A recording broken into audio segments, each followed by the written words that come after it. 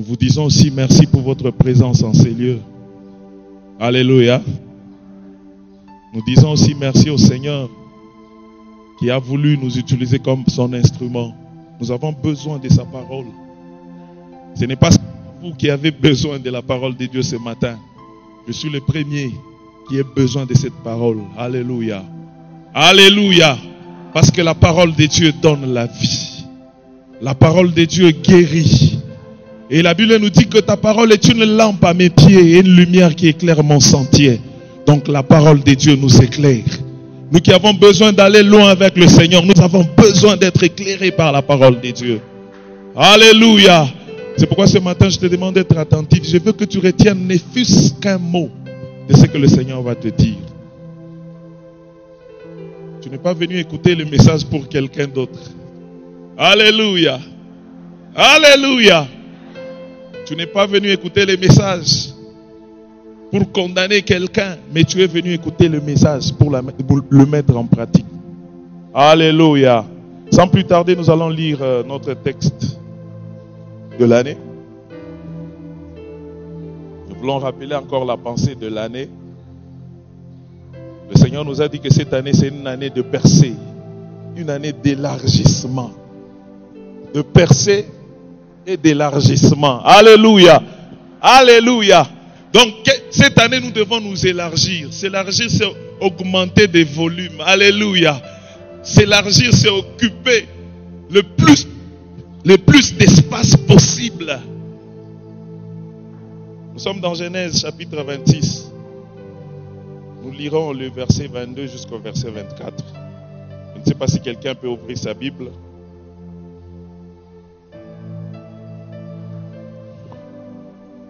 Genèse chapitre 26, 22, verset 24. Nous lisons au nom de Jésus. Il se transporta de là et creusa un autre puits pour lequel on ne chercha pas querelle. Et il l'appela Rehoboth. Car dit-il, l'Éternel nous a maintenant mis au large et nous prospérerons dans le pays. Il remonta de là à Beersheba.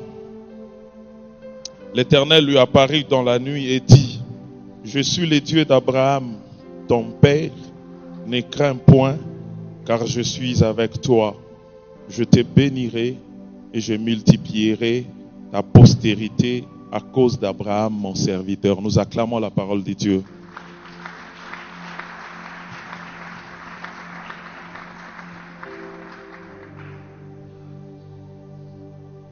L'histoire que nous venons de lire concerne Isaac, le fils d'Abraham. La Bible nous dit qu'il était à Guérar. Il était en train d'habiter dans un pays. On lui a donné cette grâce, ce privilège d'habiter dans ce pays-là. Mais pendant qu'il habitait dans ce pays, la Bible nous dit qu'il s'épanouissait. Au fur et à mesure que les jours avançaient, il s'épanouissait. Il devenait de plus en plus puissant. Il devenait de plus en plus grand. Il devenait de plus en plus riche. C'est pourquoi son allié l'a appelé un jour. Il a dit non, non. En tout cas, je t'ai longtemps gardé. Je n'ai plus besoin que tu restes à côté de moi. Parce qu'il avait peur. Tellement qu'il s'est développé, tellement qu'il devenait de plus en plus puissant. Il a dit non, non, tu dois partir. Parce que s'il reste au milieu de nous un jour, il peut changer d'avis. Et un jour, il peut se liguer à nos ennemis pour nous arracher le pays. Dans ce temps que Isaac commençait à chercher aussi à s'épanouir. C'est pour nous dire que même si on te chasse, même si tu es le fruit d'un complot, tu as besoin de t'épanouir. Alléluia. La Bible nous dit qu'il a creusé le premier puits. Et quand il a creusé le premier puits, le serviteur de ce roi-là, qu'il avait chassé, ils sont venus réclamer ce puits-là. Il a laissé. Il est allé creuser un autre puits. Et quand il a creusé un autre puits, il y a eu encore des réclamations jusqu'à ce qu'il est arrivé à creuser ce puits ici, qu'il a nommé Rehoboth. Alléluia. Alléluia. Bien-aimé, ce n'est pas parce qu'il a échoué pour la première fois qu'il s'est arrêté. C'est pourquoi on nous a dit que pour le percer, et pour celui-là qui veut percer, pour la percer, nous avons besoin de la persévérance. Donc celui qui a besoin de percer, il a besoin de persévérer. Alléluia. C'est pour dire que même si ça échoue aujourd'hui, n'arrête pas, recommence. Alléluia. Même si on te chasse aujourd'hui, n'arrête pas, ne baisse pas les bras, ne te condamne pas. Il y a une possibilité pour toi qui est à côté de toi, la possibilité de t'épanouir, la possibilité de te répandre. Alléluia. Alléluia. Bien-aimé, ce n'est pas parce que le premier puits, il n'a pas joui du premier, il s'est arrêté. Ce n'est pas parce qu'il n'a pas joui totalement du deuxième puits qu'il s'est arrêté. Vous comprenez que cet homme avait besoin de s'épanouir, il avait besoin d'aller de l'avant. Cet homme avait besoin de la vie, il avait droit à la vie, il réclamait la vie, il avait besoin de s'épanouir, il avait besoin de changer toutes choses autour de lui. C'est pourquoi il a continué jusqu'à ce qu'il a trouvé sa bénédiction, jusqu'à ce qu'il a trouvé quelque chose qui lui était vraiment bénéfique. Alléluia. Bien-aimé, aujourd'hui, beaucoup de gens se sont arrêtés. Pourquoi? Parce que hier, ils ont échoué. Alléluia. Bien-aimé, lorsque tu rentres en toi-même, tu te rendras compte que quelque part, tu as arrêté de faire quelque chose. Pourquoi? Parce que tu as échoué. Tu as arrêté de faire quelque chose parce que ça n'a pas marché hier. Tu as arrêté le business parce que ça n'a pas marché hier. Et quand tu te lèves pour faire ce business-là, tu penses seulement à cette occasion-là, à l'unique occasion qui n'a pas marché. Laisse-moi te dire que même si l'occasion ne marche pas, il y a encore plusieurs occasions qui peuvent marcher. Alléluia. Alléluia. Alléluia. C'est pourquoi ce matin, la pensée de Dieu pour toi dans la percée est ne crains point. La pensée de Dieu pour toi ce matin dans la percée, c'est ne crains point. Ne crains point. C'est ça notre sous-thème. Ne crains point. Et la Bible nous dit que quand il a creusé, il a nommé ce puits Rehoboth. Pourquoi? Parce qu'il n'y avait plus de querelle. Et il a dit cette fois-ci, nous allons prospérer dans le pays. Cette fois-ci, le Seigneur, l'Éternel nous a mis au large et nous allons prospérer. Et la Bible nous dit quand il est remonté vers Beersheba, la nuit quand il dormait, le Seigneur présent. Il lui a dit, je suis l'Éternel, le Dieu d'Abraham, ton père. Ne crains point, car je suis avec toi. Je te bénirai et je multiplierai ta postérité à cause d'Abraham, mon serviteur. Et vous comprendrez que lorsque le Seigneur lui a demandé de ne pas craindre, il y avait beaucoup de raisons de craindre. Isaac avait face à beaucoup de raisons de craindre. Isaac avait face à beaucoup de sollicitations qui pouvaient l'amener à craindre. Bien aimé, j'ai aimé ce que ce Dieu a fait. Il est venu se présenter comme le Dieu de son père. C'est pour nous dire que le véritable héritage que Abraham a laissé à son fils Isaac, ce n'était pas les richesses, ce n'était pas les troupeaux, ce n'était pas le nom, mais c'était son Dieu. Alléluia. C'était son Dieu. Je me rappelle même un jour, quand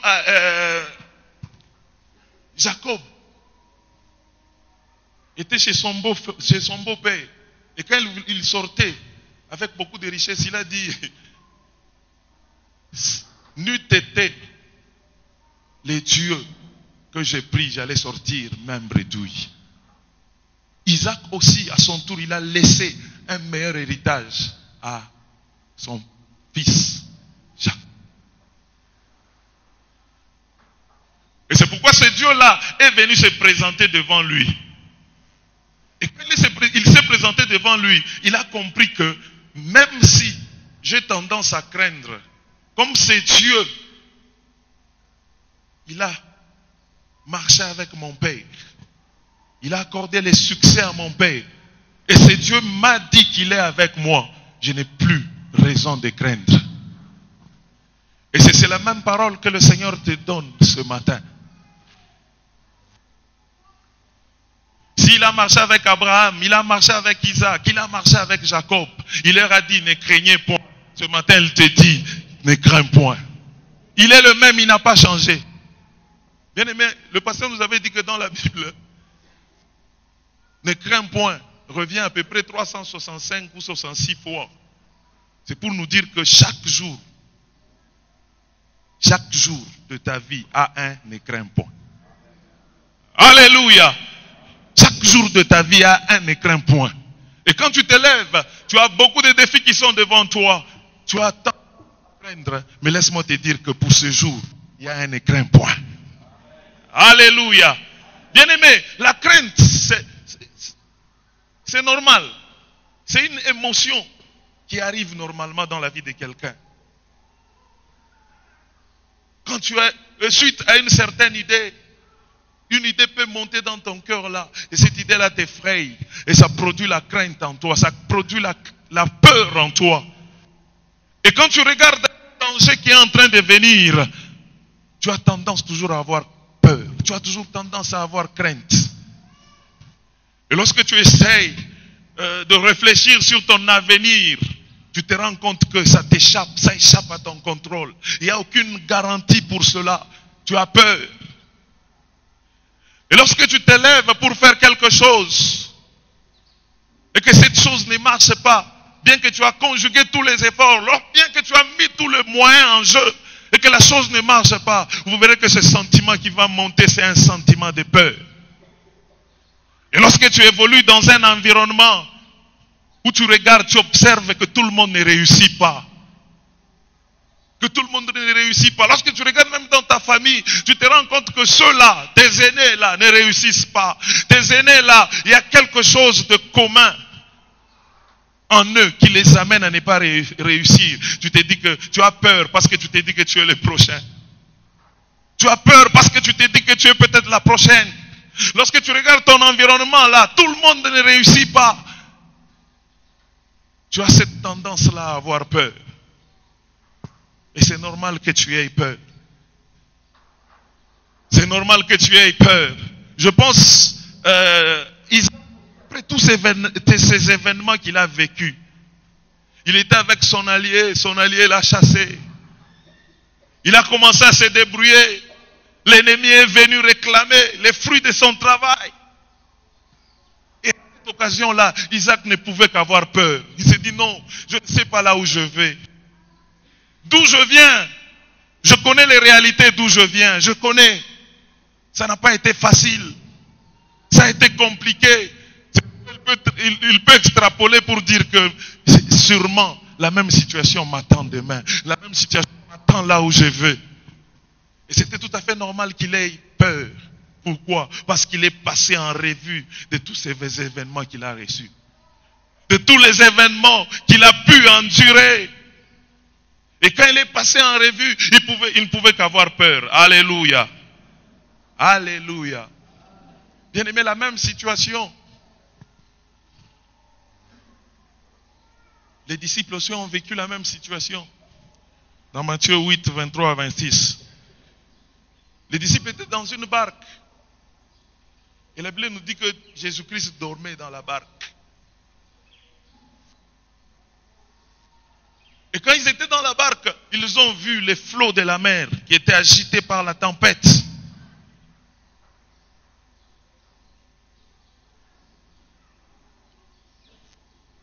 Jésus-Christ était monté dans la barque avec ses disciples.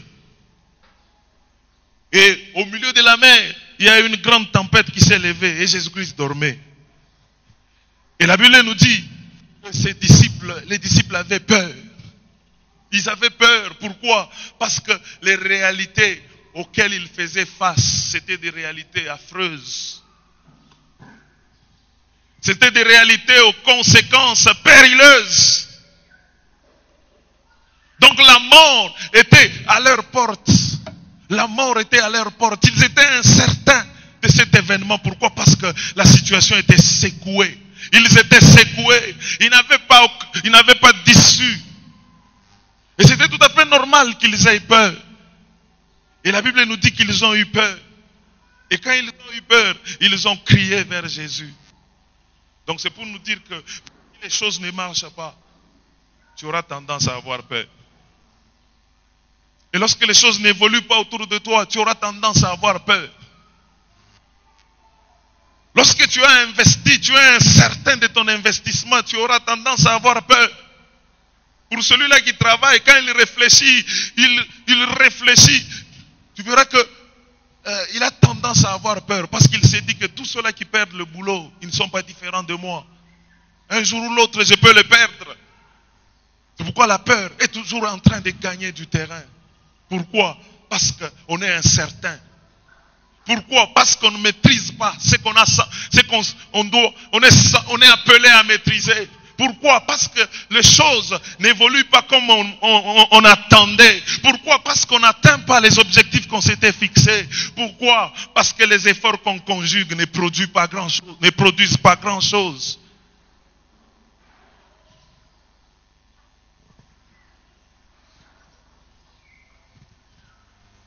Et les disciples aussi étaient dans cette situation. Isaac aussi était dans cette situation, bien qu'il était le fils de la promesse. Mais à un moment donné, il ne pouvait qu'avoir peur, compte tenu des situations qu'il était en train de vivre, peut-être à répétition. Pourquoi? Il a constaté qu'il y avait l'injustice dans le monde où il était appelé à vivre. Et cette injustice ne pouvait que l'amener à avoir peur. Et vous verrez que ceux qui ont beaucoup de choses, ceux qui ont des choses précieuses, ils ont peur de perdre ces choses-là.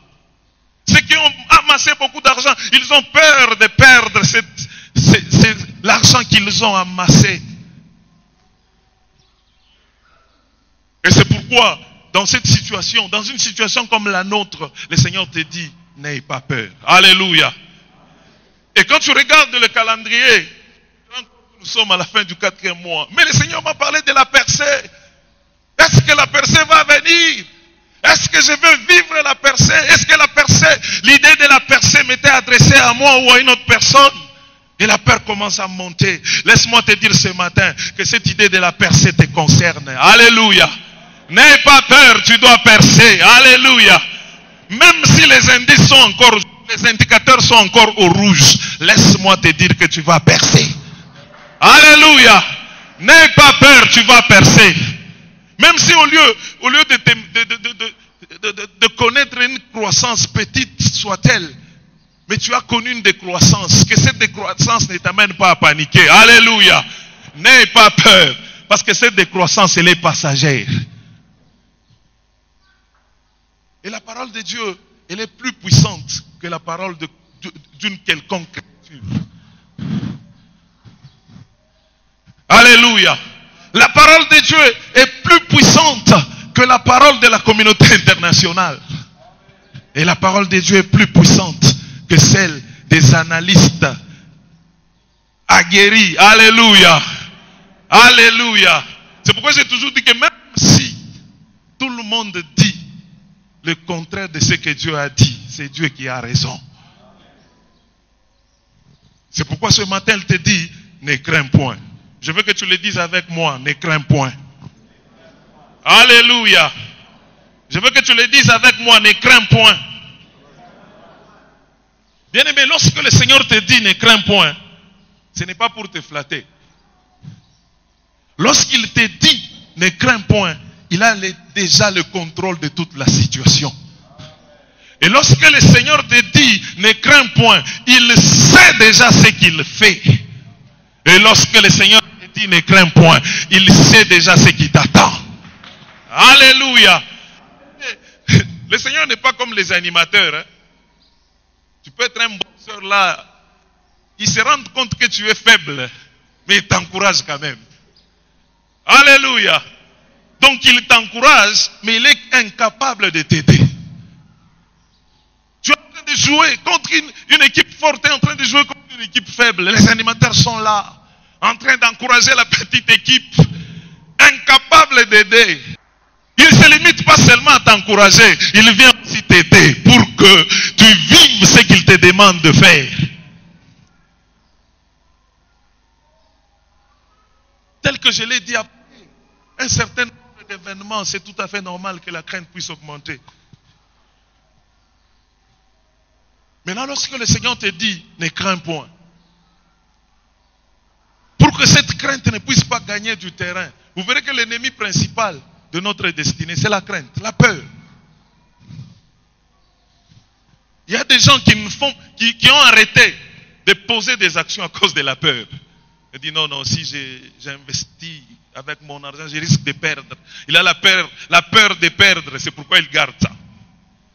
Certains autres, ils se sont abstenus à faire certaines choses, à poser certaines actions, tout simplement à cause de la peur d'échouer.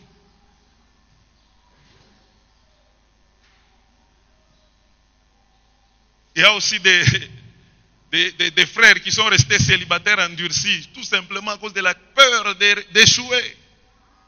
Il a la volonté, mais à cause de la peur, il ne sait pas franchir cette étape. Et c'est la même chose, lorsque tu veux marcher avec le Seigneur et que tu marches dans la peur, tu auras du mal à expérimenter la puissance de Dieu. Pourquoi ce matin le Seigneur te dit, ne crains point. Et à partir de ça, nous allons comprendre quelque chose qui vont peut-être nous aider à comprendre le sens du sujet, qui vont nous aider à éviter la peur, qui vont nous aider à éviter la crainte dans notre vie. La première des choses que nous devons savoir,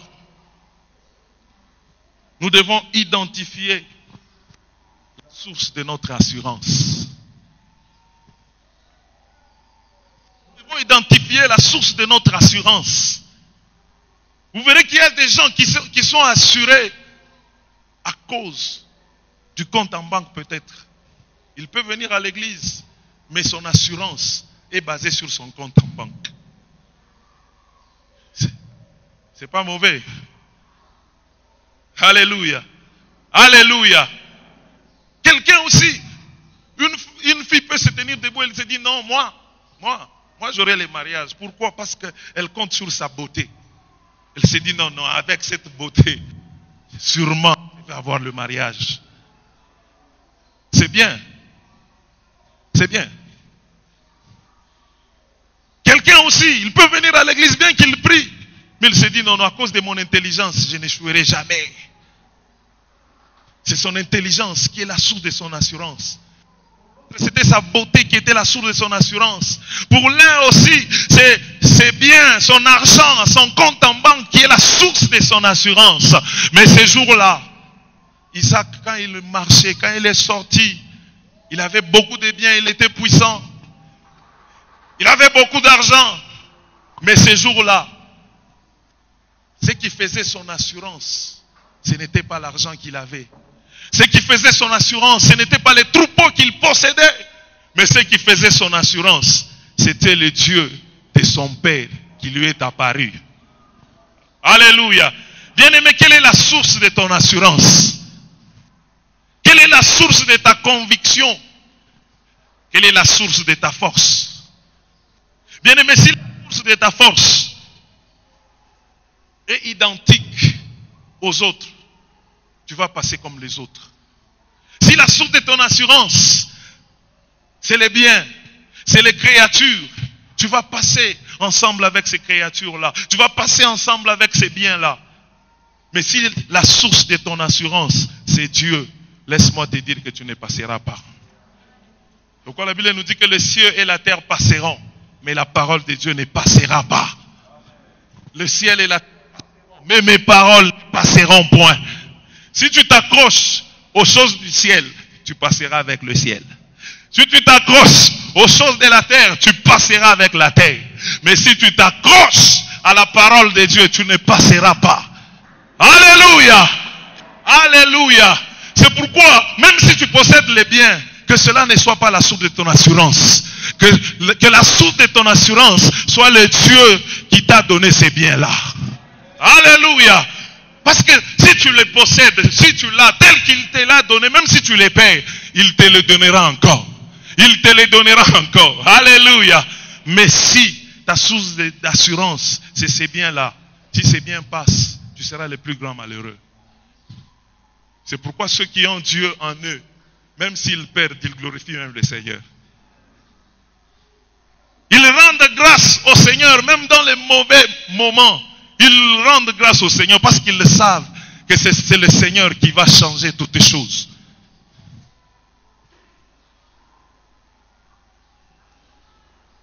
Bien-aimé, si les facteurs de ton assurance est identique à celui du monde, tu n'es pas loin de l'échec. La vraie source de l'assurance, la vraie source de notre assurance, c'est Jésus-Christ. Alléluia. Bien-aimé, c'est Jésus-Christ. Pourquoi? Parce que lui, il est fidèle. Il est vraiment fidèle. Sa fidélité est incomparable. Alléluia. Alléluia. Je me rappelle même de l'histoire de Pierre qui était avec Jésus. Jésus a dit non, priez afin que vous ne tombiez pas en tentation. Il a dit cette nuit je serai pour vous une occasion de chute. Pierre était fidèle à Jésus. Il a dit non, même quand tu le seras pour les autres, tu ne le seras pas pour moi. Mais quand le mauvais moment est arrivé, il a oublié Jésus. Il était obligé de fuir. Il était obligé de fuir. C'est pour te dire que même si l'homme te manifeste sa fidélité, mais il arrivera des moments où il sera incapable de s'assumer. Il arrivera des moments où il sera incapable de démontrer cette fidélité. Mais celui qui ne faillit pas dans la fidélité, c'est Jésus. Alléluia. C'est pourquoi on l'appelle l'ami fidèle. Tout le monde peut t'abandonner, mais lui ne t'abandonnera jamais. Alléluia. D'ailleurs, quand il vient auprès de toi, il n'attend rien en retour. Sa volonté, c'est rendre seulement, sa démarche, c'est rendre seulement ta joie parfaite. Alléluia. Alléluia. Nous pouvons voir des gens autour de nous. Nous pouvons voir des gens autour de nous qui sont attirés peut-être par ce que nous avons. Ils peuvent nous témoigner leur fidélité qui est éphémère. Mais quand nous allons perdre ce qui les attire, ils vont partir. Alléluia. Mais il n'y a que Jésus-Christ qui n'abandonne pas. Il n'y a que Jésus-Christ qui ne part jamais. Même quand tu tombes, il te dit, mon fils, répands-toi. Alléluia. Alléluia. Donc ton état ne peut pas effrayer le Seigneur. Le Seigneur est fidèle. Non seulement il est fidèle, il est capable, tel que je l'ai dit. Lorsqu'il t'encourage, il sait ce qu'il te faut. Non seulement il sait ce qu'il te faut, il vient te donner même ce qu'il te faut. Le Seigneur est capable. Là où le monde ont échoué, le Seigneur va réussir. Alléluia. Là où tout le monde a dit que ça suffit, c'est fini pour lui, le Seigneur va te dire que ça vient maintenant de commencer. D'ailleurs, il attend que les hommes disent que c'est fini pour lui. D'ailleurs, il attend que les hommes s'éloignent de toi pour qu'il puisse manifester sa fidélité auprès de toi, pour qu'il puisse te prouver ce qu'il est capable de faire dans ta vie. Alléluia. Bien-aimés, nous devons seulement l'associer. Lorsque nous l'associons, même s'il pleut, même s'il neige, il ne nous abandonnera jamais. Bien-aimés, peu importe le temps que cela prendra, mais la visitation de Dieu viendra toujours. C'est la garantie que le Seigneur nous donne. Même si tout le monde parvenait à avoir, toi tu n'as pas. Si tu es encore avec le Seigneur, sache que tu auras toujours. La Bible nous dit qu'en lui, il n'y a ni changement, ni ombre de variation. C'est pourquoi j'ai dit que lorsque le Seigneur te dit, ne crains point, il sait ce qu'il dit.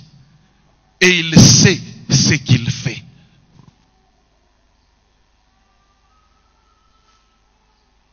Dans le deuxième aspect, ce que nous devons comprendre dans le deuxième aspect, pour que nous puissions éloigner de nous la peur. Le premier aspect, nous avons dit que nous devons identifier la source de notre assurance. Qui te dit ne crains point? Je veux que tu identifies celui qui te dit ne crains point. Si c'est le Seigneur, tu es le bienheureux. Si c'est un homme, quand il rencontrera le plus puissant que lui, il va fuir, il te laisser seul. Alléluia. Alléluia. Si c'est un bien, ce bien-là peut t'évaluer et tu seras le plus grand malheureux. Mais si c'est le Seigneur, sache que tu es le bienheureux. Et le deuxième aspect,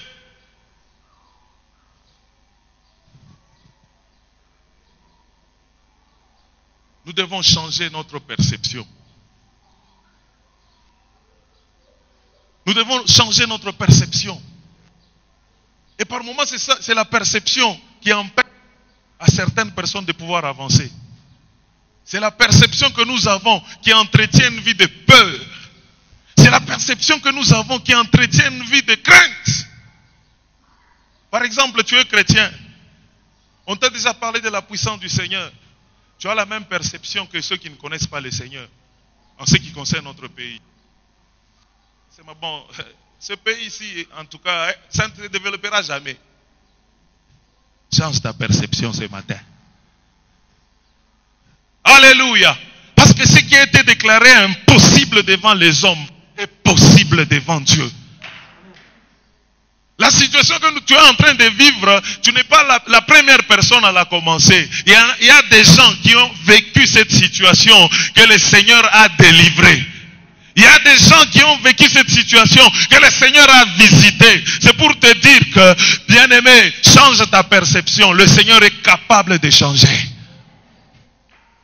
Même si toi-même tu es convaincu que les choses ne changeront pas, je veux que tu changes la perception ce matin. Parce que celui qui te dit ne crains point, il est capable de tout faire. Et rien n'est impossible devant lui. Alléluia. Alléluia. Beaucoup de choses n'arrivent pas dans nos vies. Pourquoi? Parce que nous avons une mauvaise perception. Pourquoi? Parce que nous avons les mêmes conclusions que les conclusions des hommes de ce monde. Je me rappelle le jour où Christ a été crucifié au milieu des deux brigands. La Bible nous dit que le premier brigand était en train d'injurier Christ. Il a dit, si tu es fils de Dieu, descends, sauve-toi et viens nous sauver aussi. Mais celui qui était à côté là, il a commencé à reprendre son ami. Et dans Luc 23, 40, 41, il a commencé à reprendre son ami. Ne tue pas Dieu. Ce que nous sommes en train de vivre, nous méritons ce que nous vivons. Mais celui-là, il ne mérite pas ce qu'il vit. Il ne mérite pas ce qu'il vit. Et qu'est-ce qu'il a dit? Souviens-toi de moi quand tu seras dans ta gloire. Alléluia. Il a obtenu le salut. Parce qu'il n'a pas la perception que son collègue. Il n'avait pas la même perception que celui de son collègue. Alléluia. Il n'avait pas la même perception que celle de son collègue. C'est pour te dire, ne cherche pas à percevoir les choses comme tout le monde. Si tout le monde dit que c'est impossible, dis c'est impossible si Dieu l'a dit que c'est impossible. Si toute l'humanité dit que ça suffit, c'est fini pour lui, dis aussi c'est fini pour lui, si c'est ça le mot de Dieu. Mais si ce n'est pas ça le mot de Dieu, ne le dis pas. Nous devons changer de perception. Il y a des gens qui disent que, oh non, au Congo, on ne saura pas émerger honnêtement au Congo. Ça, c'est ta perception. Si tu as cette perception, sache que tu ne vas pas émerger honnêtement. Alléluia. Alléluia. Mais si tu changes ta perception, tu donnes l'occasion à Dieu de pouvoir faire sa volonté. Et si tu gardes cette même perception, tu auras la peur comme tout le monde. Tu auras la peur comme tout le monde. Et quand on a la peur, qu'est-ce qu'on fait? On trouve les moyens qui sont à bord, que le diable nous présente, que les hommes nous présentent. On se comporte comme tout le monde. Pourquoi? Parce qu'on a peur. Celui qui n'aura pas le mariage comme tout le monde, celui qui dit que le mariage est difficile, c'est impossible d'avoir un mariage, vous verrez qu'il va se débrouiller comme tout le monde. Il va chercher à se comporter comme tout le monde, cherchant à séduire à gauche, cherchant à séduire à droite, cherchant à envoûter à gauche, à droite. Mais celui qui a une bonne perception, il va attendre, il dira que le Seigneur qui m'a donné la vie, il est capable de me donner un bon mariage. Alléluia. Celui qui change, qui a une bonne perception, il dira que même si je suis dans les choses, je ne volerai pas, je n'escroquerai pas. Celui qui m'a créé, il est capable de me donner un bel emploi. Il est capable. Alléluia. Bien-aimé, change ta perception. Et pour changer notre perception, nous devons méditer la parole de Dieu. C'est ce que Dieu a dit à Josué, chapitre 1er, que c'est la loi ne s'éloigne point de ta bouche, mais dites-le jour et nuit pour agir fidèlement selon ce qui est écrit. Alléluia. Donc le livre de la loi nous permet de connaître Dieu. Nous rappelle ce que est Dieu par rapport à la situation que nous vivons. Nous rappelle les capacités de Dieu par rapport aux conclusions que le monde s'est fait. C'est pourquoi on nous dit toujours que les chrétiens, ils évoluent en contre-courant. Ils évoluent en sens opposé, dans le sens opposé du monde. Le monde va comme ça, mais eux viennent en contre-courant. Alléluia. Pourquoi? Parce qu'il y a une parole que le monde n'a pas. Que seuls eux ont, qui leur demande d'avancer, qui leur demande de ne pas avoir crainte.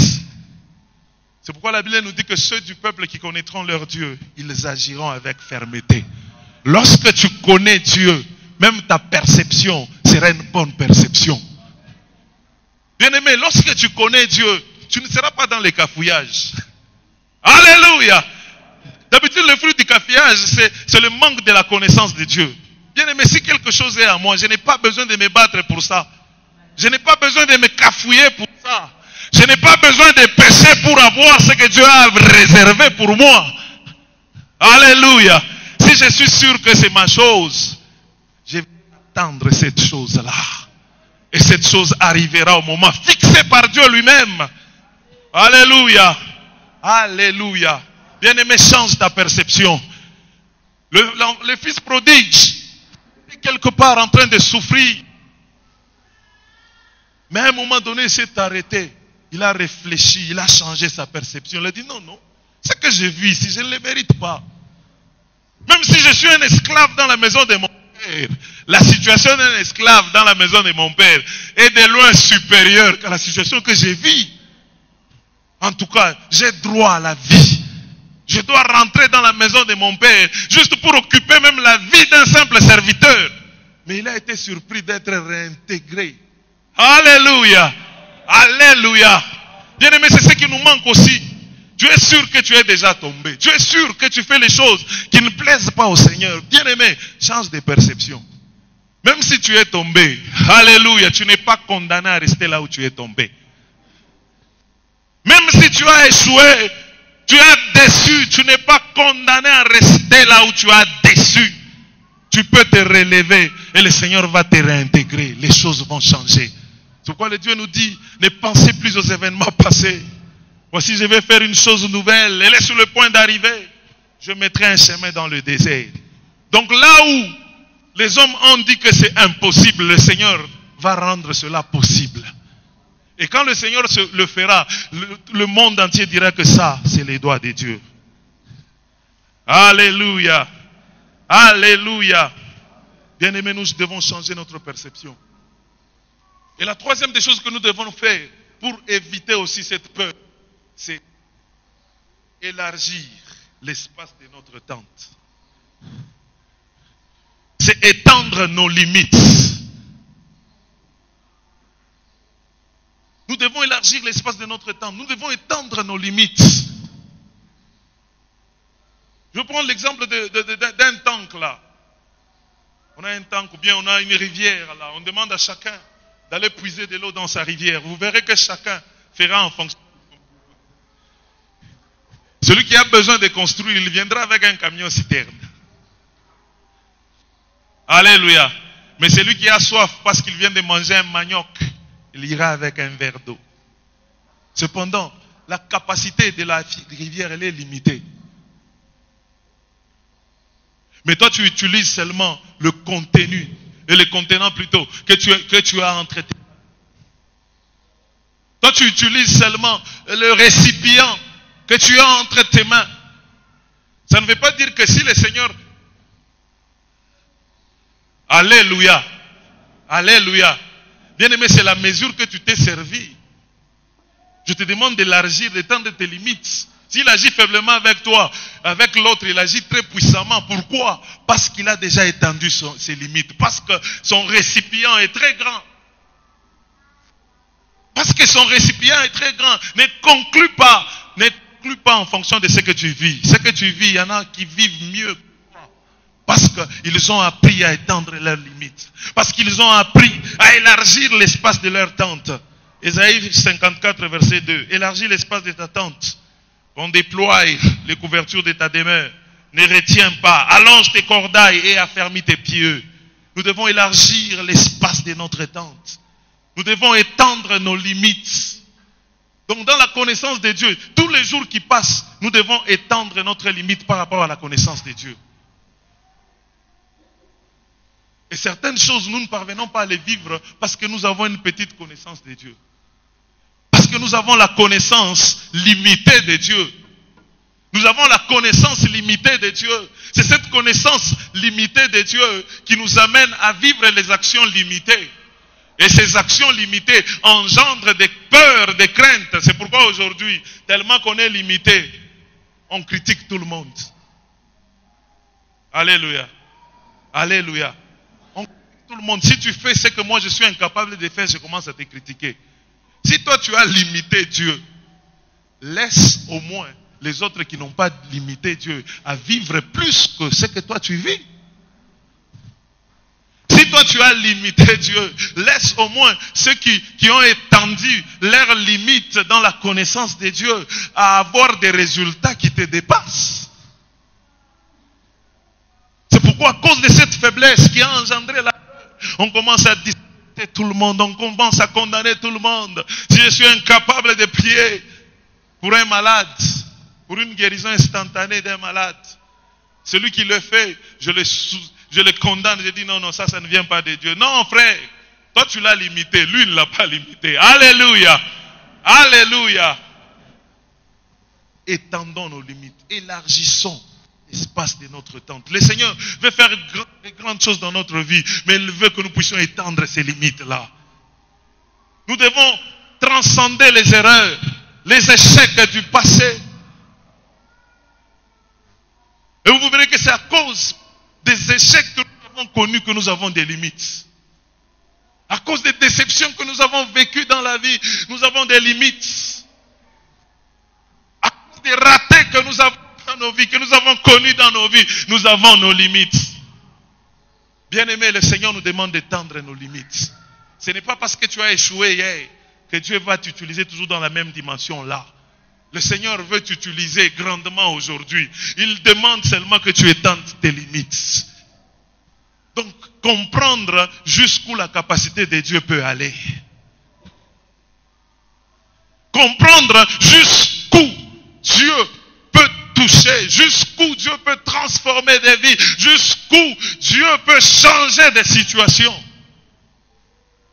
Et lorsque nous comprenons comme ça, vous verrez que même les actions de Dieu vont s'agrandir dans nos vies. Quelqu'un avait dit que si tu limites Dieu dans ta vie, il va aussi limiter ses actions dans ta vie.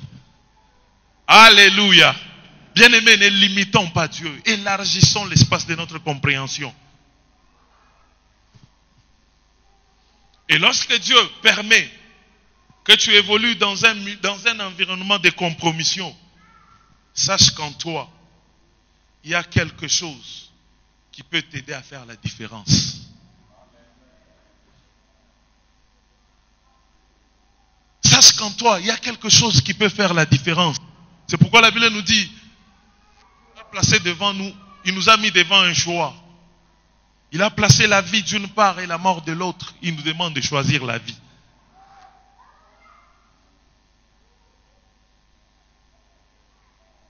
Il nous dit dans Romains 2 de ne pas nous conformer au siècle présent. Donc c'est pour nous dire que lorsque Dieu permet que tu entres, que tu évolues dans un environnement de compromission, tu prennes la forme de cet environnement-là. Mais il veut que tu sois transformé par le renouvellement de l'intelligence. Que tu amènes un renouveau, que tu amènes une nouveauté dans cet environnement-là. Alléluia. Bien-aimé, ce n'est pas une raison pour toi de te compromettre parce que tout le monde s'est compromis. Ce n'est pas une raison pour toi de voler parce que tout le monde a volé. Ce n'est pas une raison pour toi de mentir parce que pour avoir certaines positions, certains avantages, tout le monde l'a fait. Et c'est une occasion pour toi de démontrer l'inverse. De démontrer à ces gens-là que Dieu est capable de me donner ce que vous avez mal acquis. Alléluia. Il est capable de me les donner.